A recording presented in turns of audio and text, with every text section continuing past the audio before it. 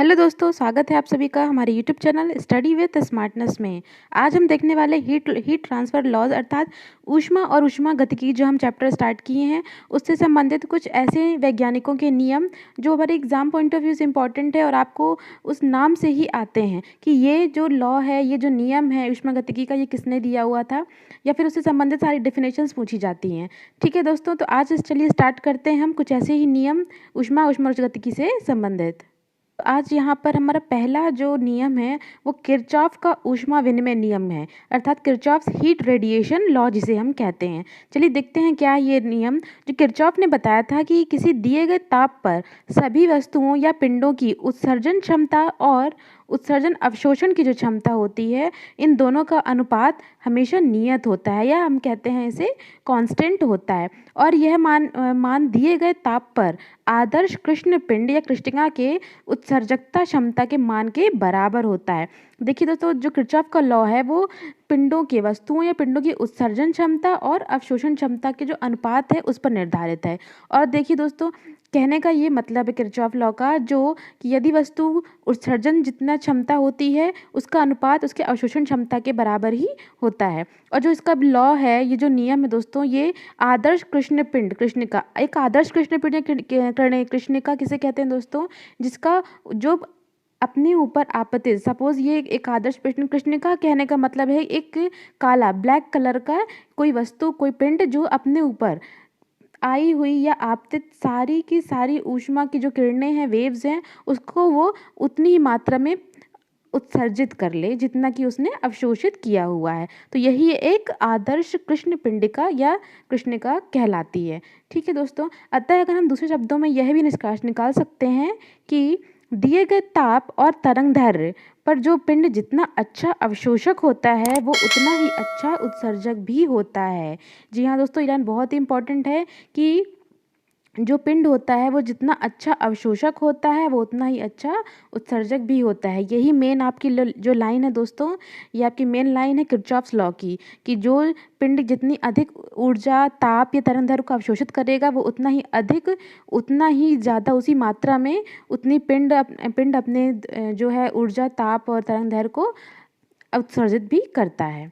ठीक है दोस्तों, तो इस नियम पर आधारित कुछ घटनाएं देख लेते हैं। जैसे कि खाना पकाने वाले बर्तनों की जो तली होती है वो काली या खुरदरी रखी जाती है। ऐसा क्यों दोस्तों? क्योंकि काली वस्तु जो होती है वो ऊष्मा की बहुत अच्छी उत्सर्जक होती है। जैसे कि हम जानते हैं कि काली वस्तुएं जो होती हैं बहुत अच्छी ऊष्मा की उत्सर्जक होती हैं और खुरदरी वस्तुएं भी यही चीज़ होता है दोस्तों। खुरदरी वस्तुएं भी जो होती हैं वो ऊष्मा को ज़्यादा से ज़्यादा उत्सर्जित करती हैं, इसलिए खाना पकाने के लिए बर्तनों को इस तरह की वस्तुओं का इस्तेमाल किया जाता है। इसमें नेक्स्ट पॉइंट है, रेगिस्तान दिन में बहुत गर्म एवं रात में बहुत ठंडे हो जाते हैं क्योंकि रेत ऊष्मा का दिन में अच्छी तरह अवशोषण करके गर्म हो जाती है और रात में यही ऊष्मा का वह उत्सर्जन करके ठंडी हो जाती है। तो रेत जो होती है दोस्तों, यहाँ पर एक किरचॉफ लॉ का ही जो इस्तेमाल करती है जिसके कारण वो दिन में गर्म हो जाती है और रात में उतनी ठंडी प्रतीत होती है हमें।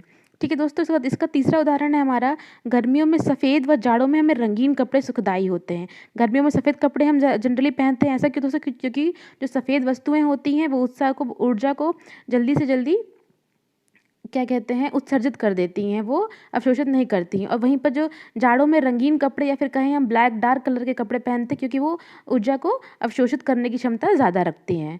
ठीक है, तो इसी नेक्स्ट इसमें जो पॉइंट है, बादलों वाली रात स्वच्छ आकाश वाली रात की अपेक्षा गर्म होती है क्योंकि बादलों वाली रात में बादलों के ऊष्मा के बुरे अवशोषक होने के कारण पृथ्वी से उत्सर्जित ऊष्मा बादलों से परावर्तित होकर वापस आ जाती है। जी हाँ दोस्तों, जो बादल होते हैं वो ऊष्मा के बुरे अवशोषक होते हैं। तो जो वो पृथ्वी की गर्मी को, जैसे सपोज हमारी पृथ्वी है, अर्थ है, तो ये और यहाँ पर जो बादल हैं, तो ये जो बादल होते हैं, बादलों वाली रात होती है, दिन के समय क्या होता है दोस्तों, सूर्य से जो गर्मी है, ऊष्मा है, वो पृथ्वी तक पहुंच जाती है। किंतु रात में जब ये बादल आ जाते हैं तो ये ऊष्मा पृथ्वी से बाहर नहीं निकल पाती। ये बादल उस ऊष्मा को, उस गर्मी को बाहर नहीं जाने देते हैं। इस वजह से जो बादलों वाली रात होती है वो हमें अधिक गर्मी प्रतीत होती है। आई होप दोस्तों आपको ये किरचॉफ लॉ समझ आ गया होगा।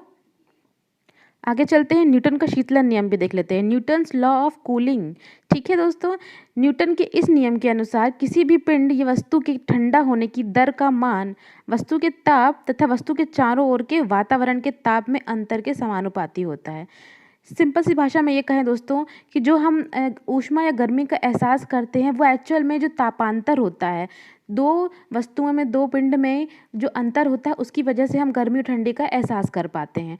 ठीक है दोस्तों, तो यही चीज़ बताया गया है, वातावरण के ताप में अंतर के समानुपाती होता है। जैसा कि हम जानते हैं कि जब दो वस्तुओं या दो स्थानों के मध्य ताप में अंतर पाया जाता है तो ऊष्मा ऊर्जा ऊर्जा जो है उच्च स्तर से निम्न स्तर की ओर प्रवाहित होती है। जो ऊष्मा ऊर्जा होती है वो हमेशा उच्च स्तर से निम्न स्तर की ओर प्रवाहित होने लगती है।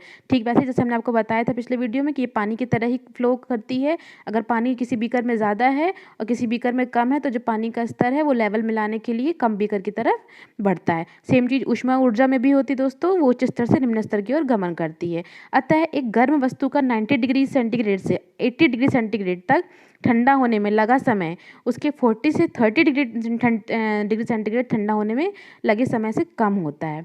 कहने का मतलब ये दोस्तों, अगर कोई वस्तु है जो वातावरण के अकॉर्डिंग अगर अधिक ठंडी है तो वो ईज़िली गर्म की जा सकती है।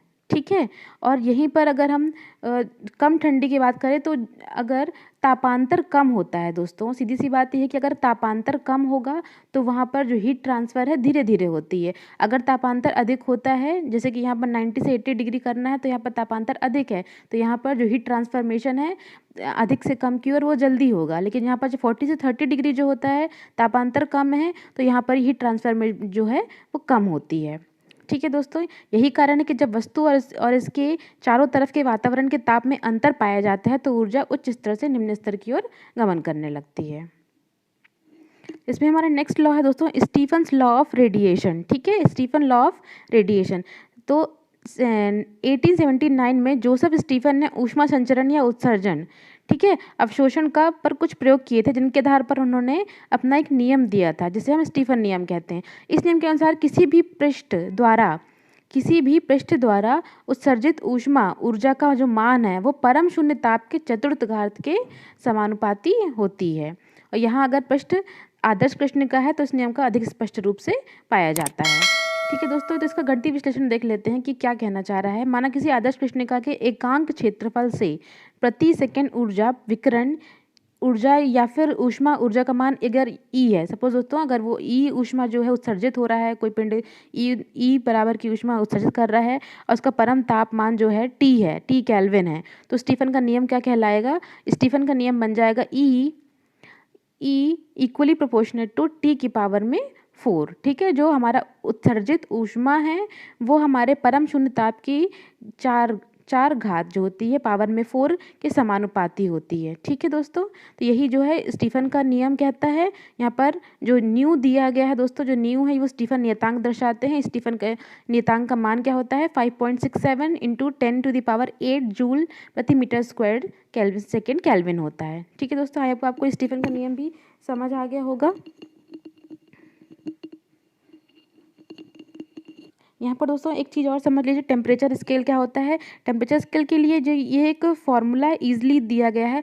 हमारे एग्जाम में कई बार हमें क्वेश्चंस आते हैं कि किस एक वैल्यू दी जाती है जिसमें तापमान सेंटीग्रेड में दिया होता है और उसी वैल्यू को हमें कभी समटाइम्स केल्विन में, समटाइम्स फ़ारेनहीट आदि में या फिर रोमर स्केल आदि में जो है कन्वर्ट करना होता है। तो उसके लिए बहुत ही बेसिक सा फॉर्मूला है दोस्तों। सिर्फ एक ही फॉर्मूले से आप उन सारी वैल्यूओं का कन्वर्जन्स ईजिली कर सकते हैं। जी हाँ दोस्तों, सिर्फ एक ही फॉर्मूले से ये पूरा कन्वर्जन ईजिली हो जाता है। आपको अलग अलग फॉर्मूले, अलग अलग कैलकुलेशंस करने की आवश्यकता नहीं होती है। आप इस फॉर्मूले को याद कर लीजिए, C/5 is equal to F-32/9 is equals to R/4 equal to K-273/5।